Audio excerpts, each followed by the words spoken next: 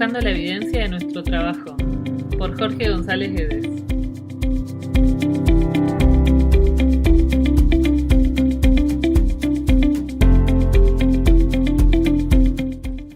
Hola, ¿cómo están? Con nosotros Willy Toro, otro amigo, kinesiólogo, basado en Santiago de Chile, fundador de Kinup Kinesiología y cofundador de Kinup Capacitaciones.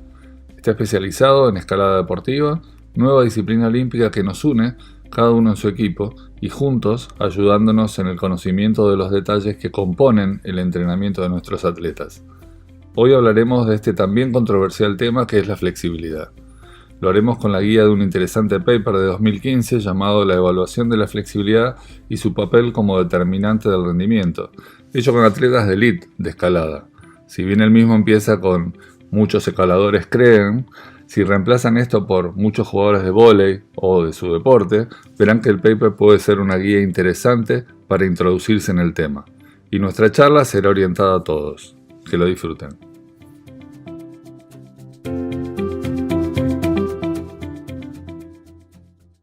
¿Cómo te va? ¿Todo bien y tú, Jorge? Bien, por suerte. Acá disfrutando la idea de una charla fresca sobre este tema tan importante, creo yo, a la hora de considerar empezar a entrenar. Y como venimos en orden con lo que venimos tratando del podcast, lo primero fue la liberación miofacial y creo que acá engancha perfecto el tema de la flexibilidad. O elongación o estiramiento, y creo que lo primero que puede llegar a ser interesante es despejar un poco las dudas de esta confusión de términos, ¿no? Claro. Entonces sería interesante que, bueno, nos cuentes un poco, ya que vos tenés una formación en movilidad y demás, ¿cuál es un poco esa diferenciación? Ya, mira, yo creo que primero, para poder entenderlo, hay que entrar en un concepto mayor sobre las palabras que mencionaste, como lo que es la flexibilidad, la elongación y los estiramientos. Lo primero que tenemos que hablar es sobre la movilidad. La movilidad es como este denominador que va a englobar todos estos temas, y la movilidad la tenemos que definir como la habilidad de moverse a través de todo el rango de movimiento sin producir un estrés en el cuerpo, ¿sí? Okay. Entonces, para que la movilidad pueda cumplir con esta tarea, va a depender de distintos factores. Uno de estos va a ser la morfología de la articulación, que eso nos va a determinar un rango numérico de rango de movimiento, que puede ser 180, 90, a depender de la forma de la articulación. Eso es desde el punto de vista de lo estructural. Ahora después tenemos que ver qué es lo que pasa con el sistema dinámico, el sistema pasivo, que eso tiene que ver con el tejido conectivo, la musculatura, los tendones, los ligamentos, la cápsula articular.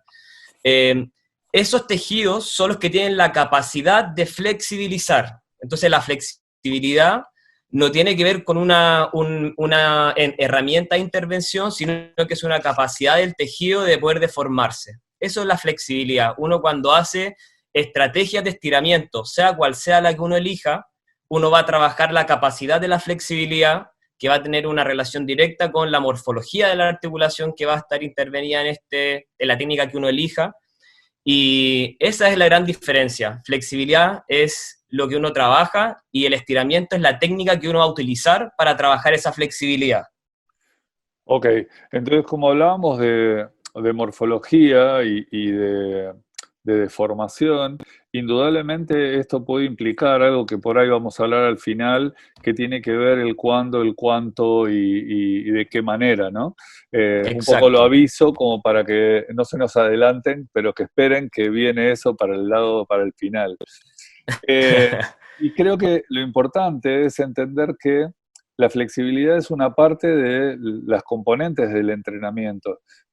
Nosotros siempre hablamos del componente de entrenamiento, a lo que entiende el común denominador de la gente, como entrenar la fuerza, entrenar la resistencia, entrenar la potencia, por decirlo de alguna manera, pero la flexibilidad es como casi, como antes decíamos, los abdominales, la flexibilidad, y bueno, en algún momento lo hago. Entonces el deportista es como que lo Claro. saca del campo y no lo deja dentro de una estructura. Hoy los deportistas creo que están un poco más conscientes, hay profesionales y gente más profesional, pero el común denominador de la gente, yo creo que tenemos que entender a la flexibilidad como una capacidad que hay que entrenar. Ahora, un poco después vamos a tratar el cuándo, pero esta condición de la flexibilidad es necesaria, primero, reconocerla. Entonces, en general, uno puede decir, che, estoy acortado, que es lo común, no puedo agachar, no puedo tocar la punta de los pies. ¿Existe alguna prueba simple como para que la gente común de a pie pueda llegar a hacer algún tipo de prueba y reconocer si está mejor o peor? O sea, el primero, de todas maneras, podemos encontrar pruebas como el Sit and Reach, que son pruebas que están, o el Thomas o el Over, que son una gran batería de evaluaciones que podrían demostrarnos visualmente si es que hay alguna alteración de la flexibilidad entre algún lado, o puede ser comparando los lados de unas personas, de una misma persona, o basándose en la literatura que especifica los rangos articulares que uno debería tener. Entonces, primero, obviamente, va a ser un tema de observación. Seguro van a haber algunas pruebas sensibles y específicas para determinar la flexibilidad de algún grupo muscular, como podría ser el Sit and Reach, que se enfoca directamente en lo que es la cadena posterior. Entonces, pruebas como esa nos pueden dar valores numéricos específicos para ese movimiento que nos podrían decir si es que hay alguna mejora o no. Ahora, dentro de todo, cuando uno trabaja sobre el rango de movimiento, también uno no necesita dentro de todo tener siempre un número sobre alguna prueba, sino que visualmente, en base a también las sensaciones de las personas que sienten mayor facilidad de moverse dentro de su rango de movimiento, son indicadores de progreso. Claro, yo creo que es importante un poco reconocer esto porque en el que va de a pie, el común denominador de la gente, esta prueba de Sit and Reach o West and Dillon, que son los autores, fue algo muy popular, todos la hicimos en la escuela, pero indudablemente quien tiene unos kilos de más, quien tiene una tarea repetida en una misma posición, como puede ser sentado, que es el común denominador de la gente, Claro. esa prueba no termina siendo muy efectiva porque a nivel comparativo, sí a nivel individual y más si estamos hablando, por ejemplo, de un chico de escuela, en donde las vértebras están creciendo en ese momento y obviamente tiene menor flexión anterior del tronco, por ejemplo. Entonces, creo que está bueno reconocer la individualidad de este control Exacto. en cuanto a las pruebas así comunes. Y eso, vos lo mencionaste, nos lleva a lo que común denominador nuestro es el ROM, o la cantidad de movilidad que tiene que tener una articulación.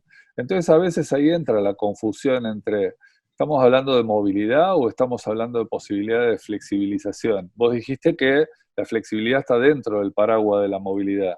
Exacto. Entonces, en esto de la cantidad de movimiento que tiene que tener una articulación, ¿vos coincidís en el punto de que la articulación tiene que tener toda la capacidad de movimiento que esa articulación tenga que tener? Ya, eso es una muy buena pregunta y creo que toda la introducción que hiciste sobre el tema de hablar sobre los distintos contextos de las personas son la respuesta a esa misma pregunta. Yo creo que el rango de movimiento que uno utiliza tiene que tener correlación directa con la cantidad de actividades o el tipo de actividades que realiza. ¿Qué quiere decir esto? Si yo, por ejemplo, me comparo, si yo sé que el rango articular de una bailarina va a ser el rango completo de una articulación. Ahora, yo necesito tener ese rango completo si yo no estoy haciendo movimientos de gran rango articular como lo hacen ellas, probablemente no. Entonces, lo que sí yo tengo que tener claro es que yo tengo un contexto de vida y una cierta cantidad de actividades físicas que me demandan ciertos rangos articulares y yo para poder realizarlas sin correr un riesgo de sobrecargar alguna estructura, debo preocuparme de que mi cuerpo logre esos rangos. Entonces va a tener que ver con el contexto de cada persona y ese va a ser el principal indicador de saber si está acortado o no.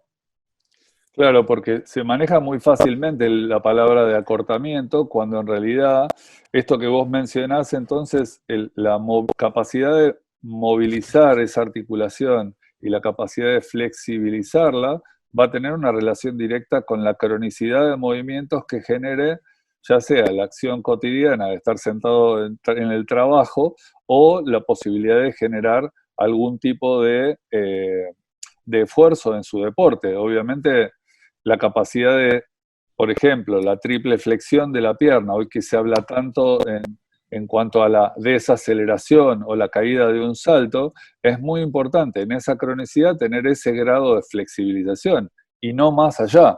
¿no es cierto? Exacto, sí. Bueno, eso abre de inmediato la ventana a dos términos que son súper importantes cuando uno quiere estudiar estos temas que tienen que ver con el tejido blando, que es hablar sobre la compliance y el stiffness del tejido.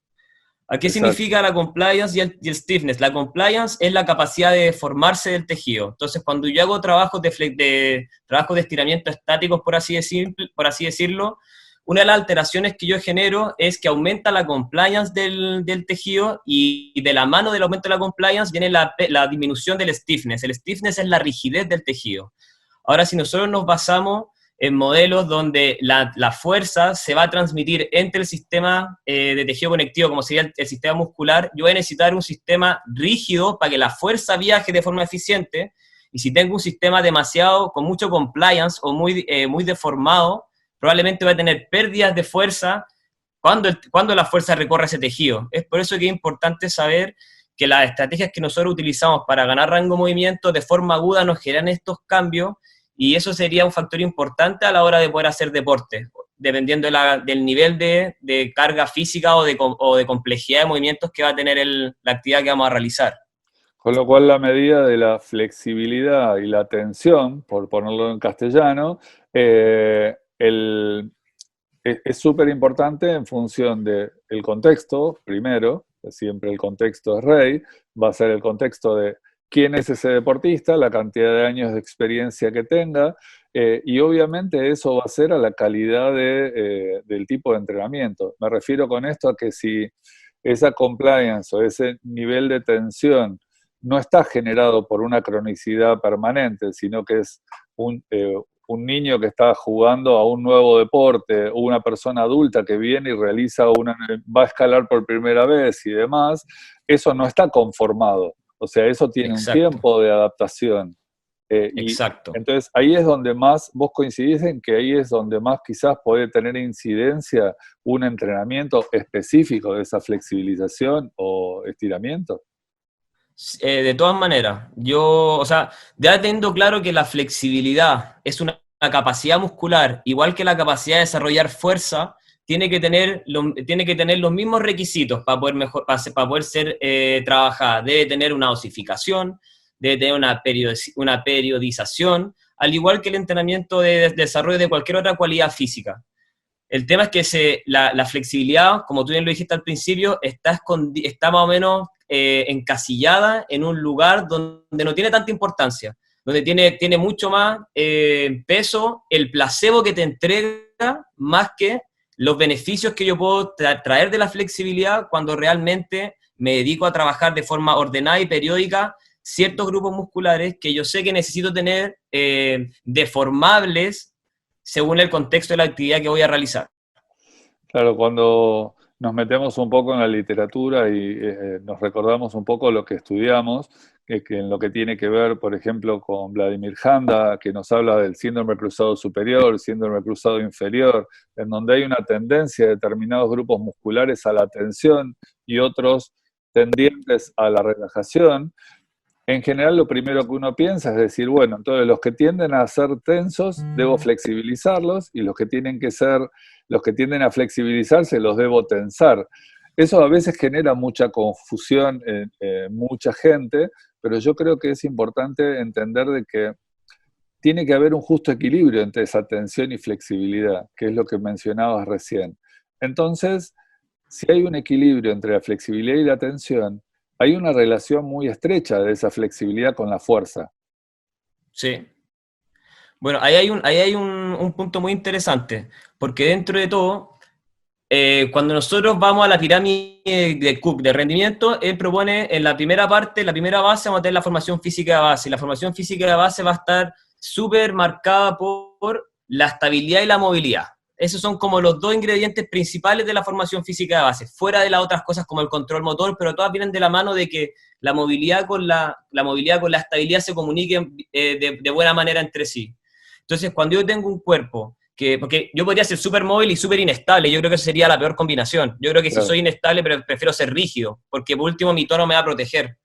Entonces el tema es que cuando uno gana movilidad, debe ganar estabilidad. Cuando uno tiene estos dos ingredientes bien trabajados, va a ser mucho más fácil poder fijar las posiciones de fuerza que voy a necesitar realizar cuando realice alguna actividad deportiva. Entonces, una buena movilidad en conjunto con una buena estabilidad, los resultados van a ser que los vectores de fuerza en los ejercicios que yo quiera realizar van a ser los que yo quiero lograr, o los que yo imagino que estoy logrando.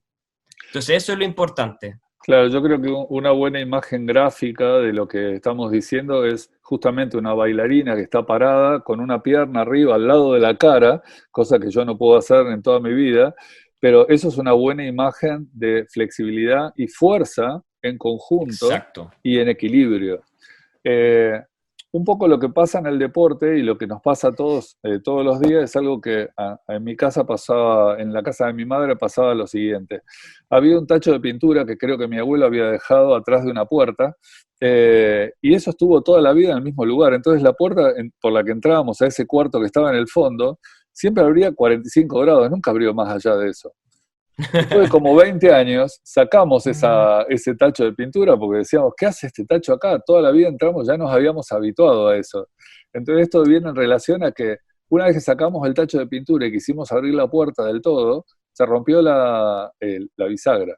Claro. Entonces, esto relacionado con lo que venimos hablando, muchos de los deportes y muchas demandas del deporte generan que las articulaciones vayan hasta un determinado momento de flexión, y ese momento de flexión genera un determinado tipo de equilibrio entre tensiones y flexibilidad de una articulación. Indudablemente, cuando la gente crece y se va especializando, necesita de una flexibilidad. Ahora, lo que yo digo es, ahora en este mundo tan moderno y tan enganchado con las nuevas modas, una de las nuevas modas es generar mayor movilidad. Ahora, con lo que vos acabas de decir, quiere decir de que para determinado contexto no nos hace falta tanta movilidad. Necesitamos de ese stiffness también. Exacto. Okay. Sí o sí, o sea, al final ahí lo que importa es tener claro que, y dentro del paper que viene con este podcast, lo interesante es que ellos también hablan de ciertas situaciones en ciertos contextos deportivos donde el exceso de movimiento o deportistas muy flexibles podrían haber tenido una disminución en su rendimiento, ya que la rigidez de su cuerpo no era la indicada para poder manejar las distribuciones de las fuerzas durante la ejecución de un ejercicio. Entonces, eso es lo más interesante de todo, porque al final le viene a dar un contexto y un peso a la flexibilidad mucho más allá que una herramienta para iniciar o finalizar una sesión de entrenamiento. Perfecto. Sino que tiene que ver con algo mucho más profundo. Claro, entonces, indudablemente esto nos deja la puerta abierta, que esto tiene un gancho muy cercano, obviamente con el control motor. Indudablemente el tener ese justo equilibrio entre la tensión y la flexibilidad, si llegamos a ese logro, indudablemente vamos a ir en camino hacia un control motor pleno, que creo que hoy se está revalorizando mucho en el deporte, y es difícil entender este momento de equilibrio. Es que, mira, ¿sabes cuál es lo que es interesante ahora que mencionaste el tema del control motor? Lo interesante de la flexibilidad en sí es lo más básico, que es el tono, que es el nivel de tensión que tiene la musculatura.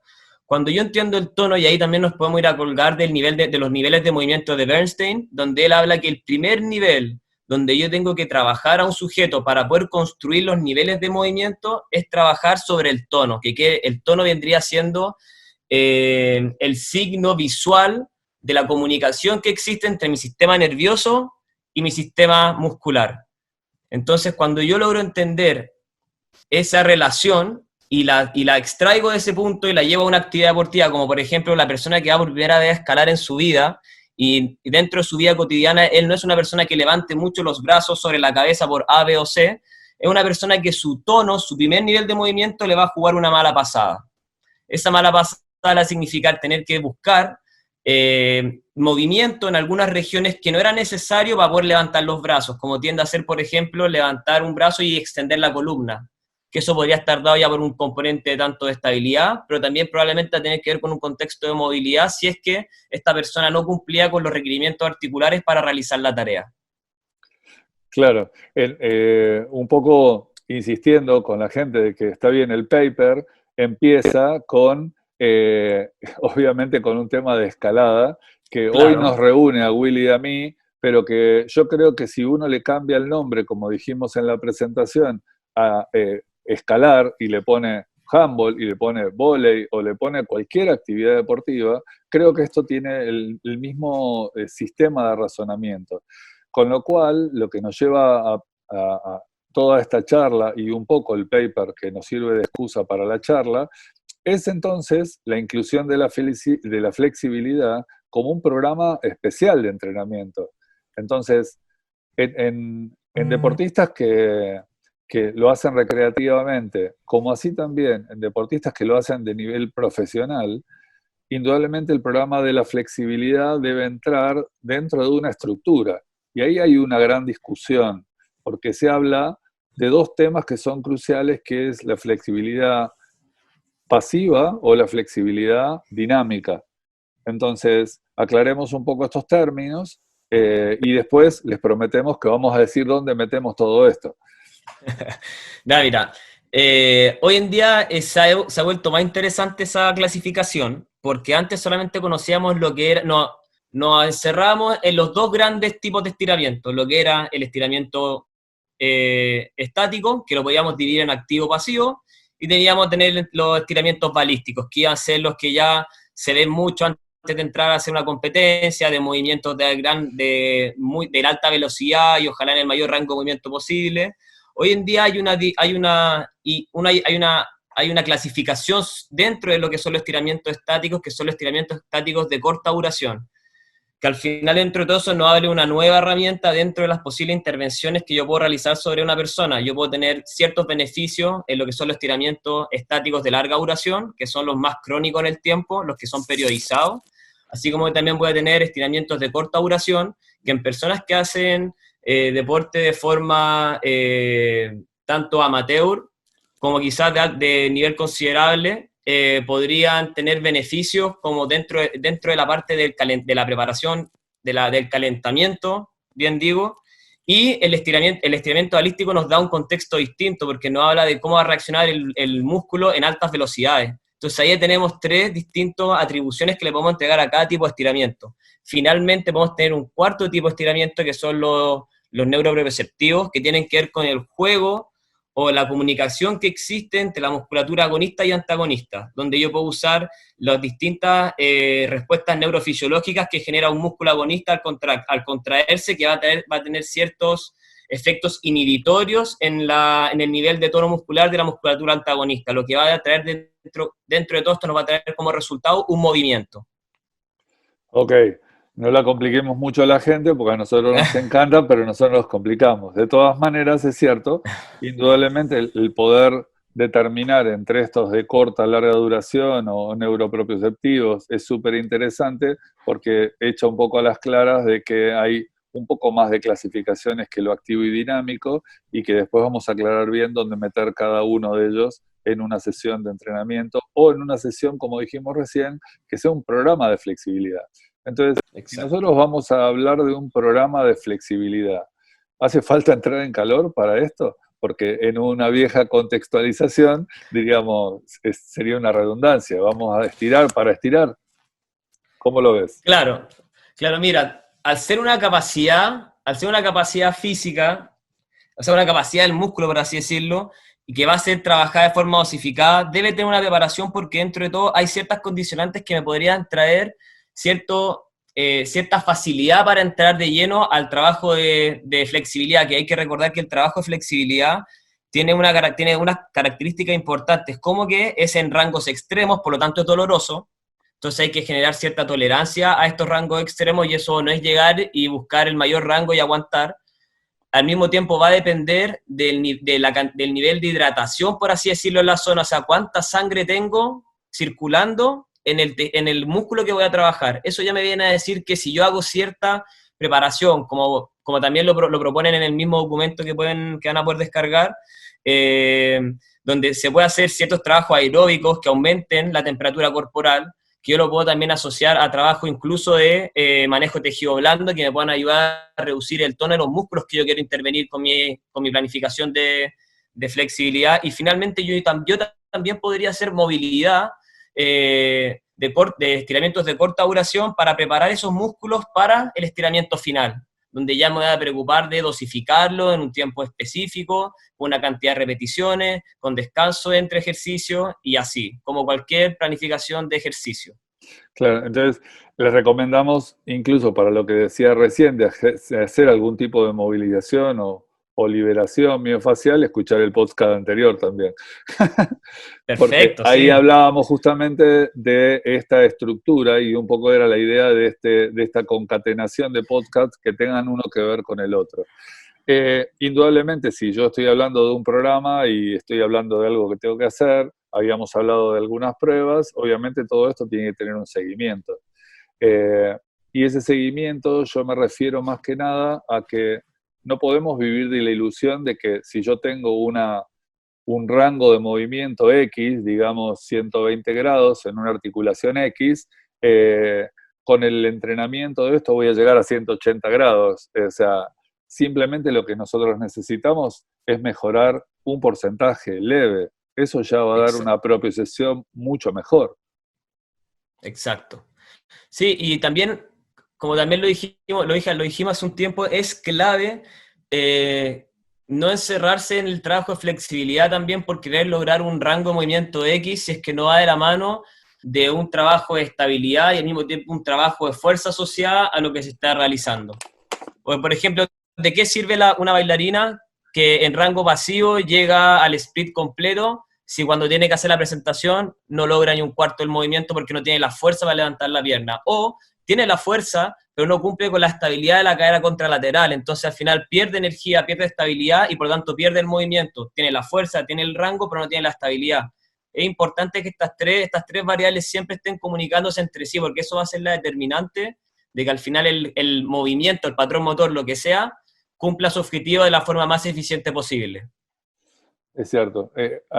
Ahora que tocas el tema de danza y refiriéndonos otra vez al paper, a mí me interesó mucho sobremanera el paper que me pasaste, porque ellos mismos han diseñado, fuera de que nosotros hablamos de una prueba en particular, ellos han diseñado hasta un sistema de prueba específico para la escalada, que naturalmente nosotros podríamos diseñar cada uno en el deporte que esté escuchando, si uno es de básquet, uno es de tenis o otro es de otro deporte, cada deporte va a tener una demanda de esa flexibilización determinada y quizás sería más indicado poder establecer una estructura de rangos de movimiento que tengan que ver con ese deporte.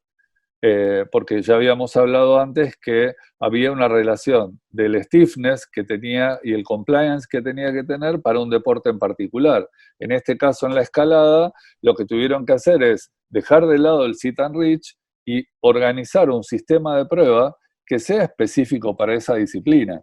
Entonces, ¿cómo ves la idea de poder establecer rangos propios para cada disciplina? O sea, yo creo que ese es el camino al que todas las disciplinas tienen que llegar, porque dentro de todo, no importa qué tan sensible sea una prueba, si es que no puede ser aplicada para todos los deportes. O sea, el sit and reach no te va a poder entregar la respuesta para lo que es la escalada, por ejemplo, o para lo que es el handball, que son deportes que uno puede ver visualmente, que ocupan una gran cantidad de rangos articulares que van mucho más allá del plano sagital y la flexión de tronco.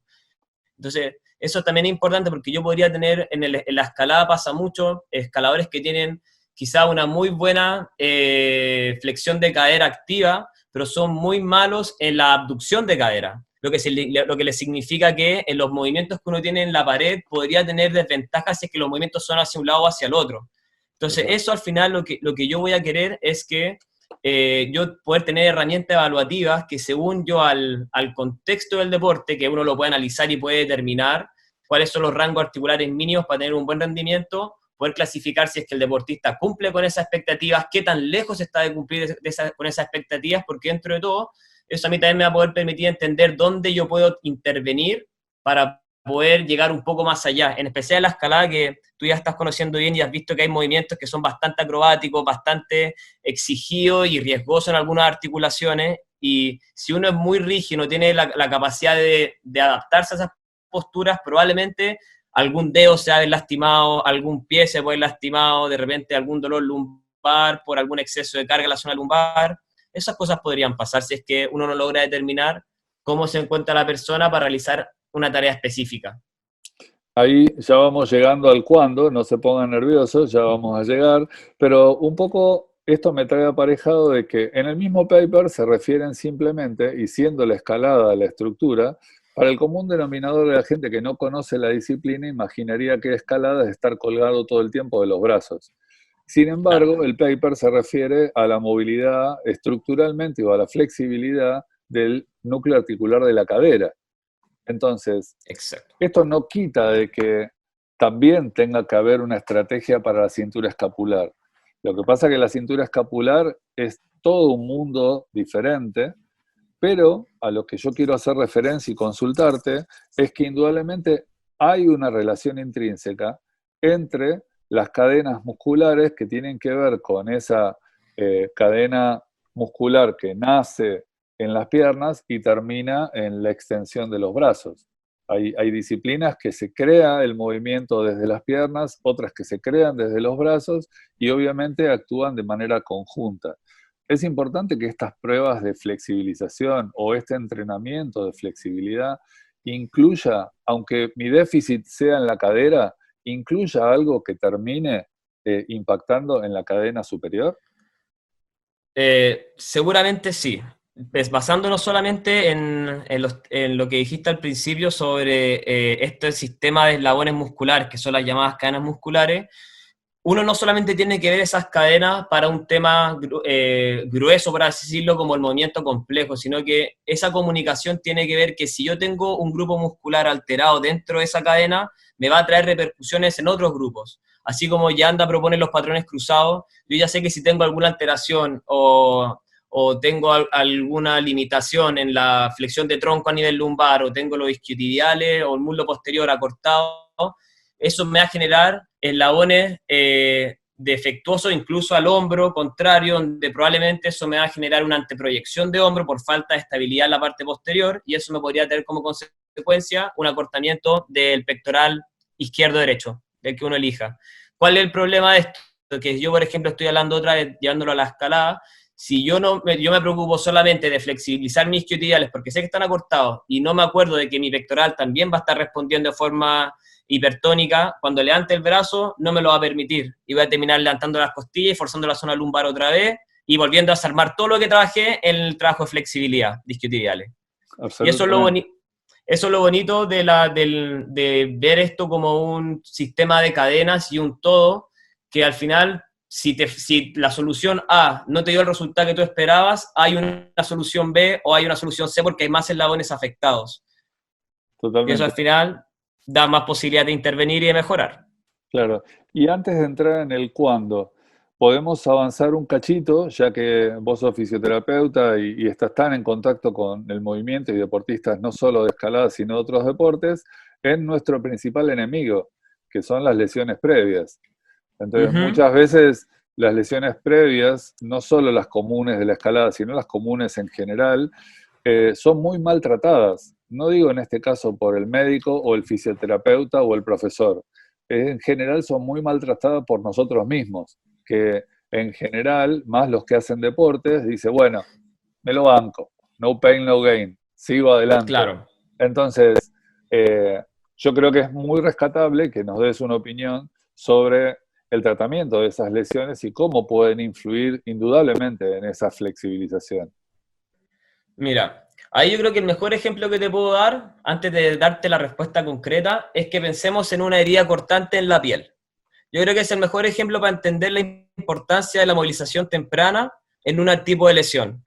Cuando yo tengo una cicatriz cortante en la piel, si yo no la movilizo, lo más probable es que esa cicatriz se pegue y si esto está dentro de alguna articulación, si yo hago algún movimiento que la tense, se va a volver a abrir. ¿Qué significa esto? Que la cicatriz tiene que poder adaptarse o cumplir las demandas de deformación que tiene el tejido a donde está, del cual participa. Eso quiere decir que si yo tengo un desgarro isquiotibial, yo no tengo que dejar a la persona inmovilizada hasta que se le quite el dolor, sino que yo tengo que tratar de empezar a buscar las ventanas de movimiento que me permite ese tejido para que la cicatriz que va a tener ese músculo se vaya adaptando a esos rangos de movimiento o a esos rangos de deformación, mejor dicho. Entonces, con eso ya voy llegando a la respuesta de que ante cualquier lesión, sea cual sea, lo más importante es mantener en movimiento el tejido, obviamente a tolerancia, teniendo quizá un sistema de semáforos que nos diga cuándo el dolor ya no es el dolor de tensión, sino que ya directamente un pinchazo, que podríamos estar hablando de la ruptura del tejido nuevamente, pero si dentro de todo la sensación del tejido en tensión es la misma que la del tejido no lesionado, quizá en un rango obviamente menor, está bien. Y hay que tratar de mantener el tejido siempre en movimiento, porque el tejido del ser humano está adaptado para eso. Cuando uno le saca el movimiento, empiezan todas las calcificaciones, la rigidez, la pérdida de movimiento, y en el tiempo eso después se estaciona, y así como una cicatriz de piel puede generar una raíz, que después hay que sacarla con cirugía, lo mismo puede pasar con una cicatriz o un tejido que está bastante poco móvil, por así decirlo, o restringido en su movimiento. Y tiene nombre y apellido y se llama artrosis. Entonces, la idea estructural de esto nos lleva incluso a pensar de todo este viejo concepto de, claro, nosotros cuando hablábamos y relacionábamos la flexibilidad decíamos entrar en calor. Entrar en calor, independientemente, todo el mundo se iba a estirar. Y por ahí, un poco en lo que hablábamos recién, esta movilización de tejidos, el mantenernos en movimiento, el meternos en el dolor, como comentabas recién, que es algo en lo cual en la fisioterapia un poco más moderna y en el deporte un poco más moderno ya estamos más acostumbrados, indudablemente implica esta movilización una elevación de la temperatura corporal, más que nada en la zona. Entonces eso me lleva a una pregunta que cualquiera nos puede hacer de los que no estamos metidos en el ámbito deportivo. ¿Hace falta por ahí estar abrigado, tener algo encima, que la zona tenga una temperatura mayor para lograr un mejor rango de movimiento o flexibilización, o no tiene nada que ver eso?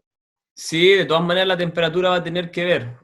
Si la temperatura, la temperatura de nuestro entorno es muy baja, la temperatura también, o sea, el nivel de flujo sanguíneo que va a tener en la periferia del cuerpo va a ser menor, por lo tanto la capacidad de formación de ese tejido también se va a ver alterada. Entonces, lo mismo, en un lugar donde es húmedo, donde también, si uno también se mantiene bien hidratado y con una buena temperatura, esas son las mejores condiciones para poder trabajar la flexibilidad, versus no haber tomado agua, estar en un lugar muy frío y seco, pensando en eso, hay que considerar ese tipo de factores ambientales. Ok, llegamos para la gente que se quede tranquila. Entonces el tema es ¿cuándo? Nosotros tenemos distintos momentos de una clase o distintos momentos de esta estrategia que podemos incluir de flexibilidad. Si estamos hablando de que no vamos a hacer una estrategia de flexibilidad porque ya hablamos de ella y creo que más o menos dejamos claro que es una estrategia independiente, que requiere de una movilidad previa y una preparación previa para trabajarla. Ahora, si en el caso de que yo haga actividad intensa de un deporte en particular, ¿es importante incluirla antes? Sí, o sea, mira, lo que pasa es que hablando ya, sacando el tema de flexibilidad, sí, porque entendiendo que eso es alguna cualidad, ahí vamos a sacar ese tema y vamos a poner el título de estiramiento como estrategia.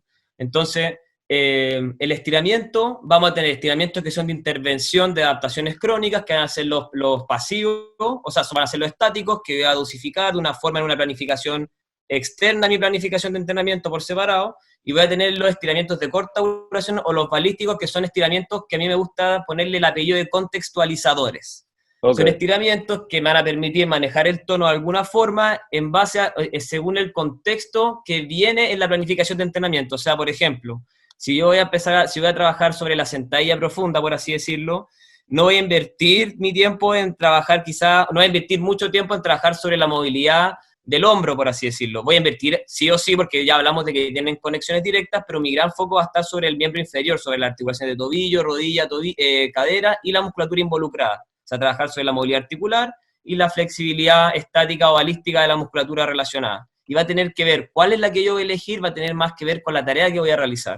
Si voy a trabajar, por ejemplo, sobre trabajos de pliometría, cualquier estiramiento estático te podría mermar el rendimiento. Entonces, quizás voy a tener que trabajar sobre los estiramientos balísticos, que tienen mucho más contexto, tienen un contexto mucho más relacionado a la tarea que voy a hacer. Entonces, hay que entender también eso por ese lado. Eso está bueno porque nos lleva a la segunda, que sería en el durante. O sea, vos dijiste claramente que en una primera etapa trabajaríamos en función del contexto que voy a trabajar en la sesión, un estiramiento más de tono dinámico y no estático. Y durante la sesión, a veces, hay momentos que el otro día Jair decía que por ahí jugadores de fútbol americano en sesiones de velocidad absoluta muy importante, les dejaban utilizar en los intermedios y en las pausas un poco la liberación miofacial con el foam rolling, pero la flexibilidad, muchas veces estos mismos atletas, vos lo ves que en esa pausa, en donde es libre y donde tiene que relajarse, en acciones de alta intensidad, en donde hay mucha desaceleración, que es un tema súper importante ahora, los ves estirando, casi pasivamente. ¿Vos considerás que eso es importante? Porque esto hace mucho a la sensibilidad del mismo deportista. Mira, ahí entramos en... Mira, si nos basamos solamente en la literatura, lo que nos puede entregar un artículo, deberíamos decir que eso no se debería hacer. Eso es por la parte de la literatura, de la evidencia. Ahora también está el autoconocimiento del deportista y del entrenador sobre su deportista, que puede pasar que cierto tipo de estiramientos estáticos de corta duración sí le entreguen beneficio a él. Entonces, si a él le traen beneficio y no le merma su rendimiento, está bien. No hay por qué ser, creo que, tan cuadrado. Ahora sí, creo que es un riesgo importante hacer trabajos de estiramientos de larga duración cuando voy a realizar actividades que sean demasiado dinámicas, porque voy a tener un tejido con mucho compliance y poco stiffness. Entonces, por lo tanto, va a ser un tejido que no va a estar preparado para transmitir la tensión. Por lo tanto, se va a volver ineficiente y podría dejarme la articulación expuesta a algún movimiento fuera de control y que se traduzca finalmente en dolor o lesión. Totalmente, de larga duración no, pero por ahí sí mantener este equilibrio entre stiffness y compliance, entre la relajación y el tono que tiene que tener ese músculo para seguir realizando acciones de alta intensidad como está preparado en ese momento. Exacto. Ahora nos queda para el público el después. O sea, hay mucho tema, lo hemos visto mucho en las maratones o mismo en una sesión dura de escalada o en una sesión dura de entrenamiento, que muchas veces la gente se tira y se pone a estirar. De hecho, en las maratones ya hay hasta lugares de estiramiento para posterior a la... Yo creo que no hay peor cosa que ponerse a estirar demasiado activamente al final. Entonces, como esto es una respuesta obvia de parte tuya, porque estamos en consonancia, ahora, ¿cuánto tiempo debe pasar desde que terminé esa actividad de alta intensidad como para que yo pueda realizar una flexibilización que me ayude al entrenamiento?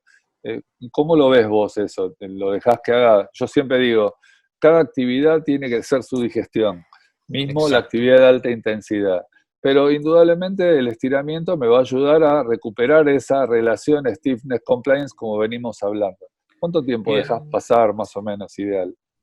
Ahí yo creo que primero, antes de responder la pregunta de forma más concreta, lo que yo creo que la gente tiene que entender, y todos tenemos que tener claro, es que el aumento del tono muscular después de una actividad deportiva es algo propio y natural del cuerpo. No tiene ningún error, no tiene nada negativo, no es malo para el cuerpo terminar una sesión por ejemplo, entrenamiento de la fuerza e irse a comer en vez de dedicarle otra media hora a hacer un trabajo de flexibilidad. Eso por un lado. Lo segundo es que la flexibilidad, o sea, el trabajo de flexibilidad sí te genera un desgaste, sí cansa, no es porque como te digo, uno juega siempre en tolerancias del dolor. Estamos hablando de que la ganancia de flexibilidad se hace en base a rango extremo. Entonces, estar cansado y buscar ese tipo de estrés, porque también es un estrés, no podría ser algo más negativo que positivo para la persona. Yo creo que una vez que alguien termina una maratón, tiene que ir a tomarse una cantidad de agua, unos buenos tallarines y a descansar, en vez de ir a volver a hacer otra actividad que también es clasificada como entrenamiento, que son los trabajos de flexibilidad estático de larga duración.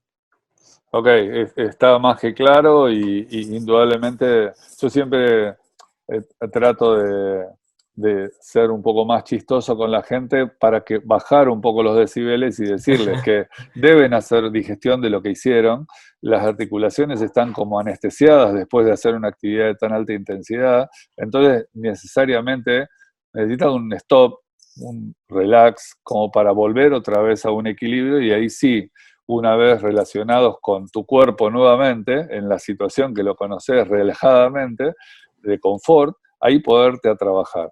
Esto entonces termina en que ¿dónde es más apropiado poner esa sesión que habíamos hablado de flexibilidad? Como para lograr mejorar ese rango de movimiento, como para lograr ese equilibrio entre la tensión y la relajación. Eh, yo parto un poco por lo que hablamos la otra vez, que el libro de Pavel Tatuil que menciona el relaxing to stretch o relajación en el stretch, también recomienda esto de las posiciones extremas, pero él tiene una postura bien marcada de hacerlo casi a última hora del día. ¿Cuál es tu experiencia con el común denominador de la gente? Mira, mi experiencia es que primero uno para poder manejar la hora, para poder hacer flexibilidad, yo concuerdo que tiene que ser al final del día, porque al final dentro de todo después uno entrena, queda en un estado de relajación donde el cuerpo no está bien preparado para hacer actividades de alguna demanda motora importante. Porque está en riesgo, porque uno ya le entregó un estímulo que era de aumento de rango de movimiento que no necesariamente lo va a tener estable. Es por eso que en base a que vamos a tener mayor movilidad y no necesariamente mayor estabilidad, lo que yo voy a querer es entrar a terminar mi jornada y descansar. Eso por un lado. Ahora, en cuanto a la dosificación, sí o sí hay que periodizarlo, definir la cantidad de días específicos. Hay algunos indicadores que proponen que 6 días a la semana, con un total de tiempo de trabajo de 9 minutos semanales por grupo muscular, es la mejor dosificación que uno podría tener para trabajar la flexibilidad en un periodo de 4 semanas y tener realmente buenos resultados. Repito esto porque lo charlamos ayer, que estuvo muy interesante, sobre otro trabajo que seguramente ya traduciremos y pondremos a disposición de ustedes.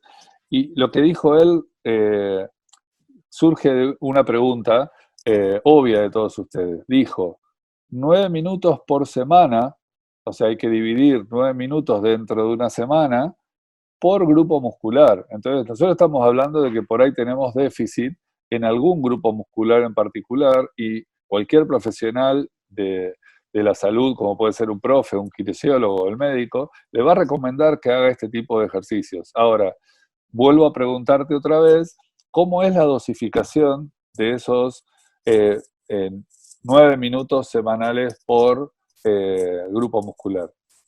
Mira, yo lo calculé porque te hacen propuestas, te dicen que entre 5 y 10 minutos es el mejor parámetro para poder tener una ganancia de formación y no perder tu tiempo. ¿Qué quiere decir eso? Que si yo estoy más de 10 minutos a la semana, no voy a tener diferencia significativa en el porcentaje de formación después de las 4 semanas. Por lo tanto, pasarme los 10 minutos es perder el tiempo y el tiempo es lo que uno tiene que optimizar en las planificaciones o en la intervención de cualquier persona porque el día tiene tiempo finito. Después de eso, ¿para qué? Para que la matemática te dé, deberían ser 30 segundos 3 veces por grupo muscular, 6 días a la semana, y eso te da un total de trabajo de 9 minutos, que está dentro de este corchete de entre 5 y 10. Exacto, y quédese tranquilo la gente que no va a estar todo el día estirando porque en realidad estamos hablando del grupo muscular que tenga un déficit. No es que vamos a estar todo el día estirando hasta la oreja. Exacto. Así que esto deja un poco el gancho como para lo que viene después, porque indudablemente en este juego de equilibrio del tono del cuerpo, pensándolo como un todo, recién como hablamos, nos da el punto de hincapié y me gustaría conocer tu opinión, después lo vamos a desarrollar nosotros con el próximo invitado, que es cómo juega en esto el rol del sistema respiratorio o los patrones respiratorios. Entonces, creo que algo tocamos ayer, pero bueno, un poco es un gancho para la vez que viene, pero creo que es importante aclararlo. Mira, el cómo yo lo veo, basándome solamente en el tema de las cadenas musculares, y teniendo claro que muchas de estas cadenas pasan por la musculatura intercostal, para mí es súper relevante que en los momentos de mayor tensión haya una inhalación en vez de una exhalación. Ok. ¿Por qué? Porque lo que voy a querer es que esta parrilla costal también se expanda para que aumente la tensión de las cadenas miofaciales que atraviesen a través de ella. Y en la relajación volver a la posición de relajación. Ok. Sí, casi muy parecido con el yoga y otras propuestas similares. Así que bueno, creo que a modo de conclusión, no sé si querés agregar algo más. Creo que atacamos un poco todos los puntos en el orden que el paper los ataca y nosotros reordenamos un poco para que sea mejor entendido algún punto en particular, pero me gustaría que tires alguna conclusión que crees que pueda ser importante para la gente. Mira, yo creo que como para concluir, tener claro que la flexibilidad puede tener efectos de placebo en algunas personas, pero es mucho más allá que algunos movimientos que uno puede realizar al principio o puede decorar la sesión al final. La flexibilidad es un ingrediente importante en el desarrollo de las cualidades físicas del músculo y por lo tanto del movimiento del ser humano, por lo que significa que hay que tomarle el peso que eso es y hay que darle el respeto suficiente para dedicarle una planificación específica en base a una evaluación que nos determine si es que la persona y su capacidad de movimiento se logra relacionar de forma efectiva con la actividad que quiere realizar. Entonces, no solamente hay que evaluar cuánta fuerza puede hacer o qué es lo que puede hacer desde el punto de vista motor, sino que hay que también ver si es que sus articulaciones y su cuerpo tienen relación directa con lo que va a realizar después. Y de esa forma saber que estamos en un buen contexto y que hay un match, por así decirlo, entre el sujeto y su actividad. Maravilloso. Bueno, Willy, de corazón, muchísimas gracias por participar.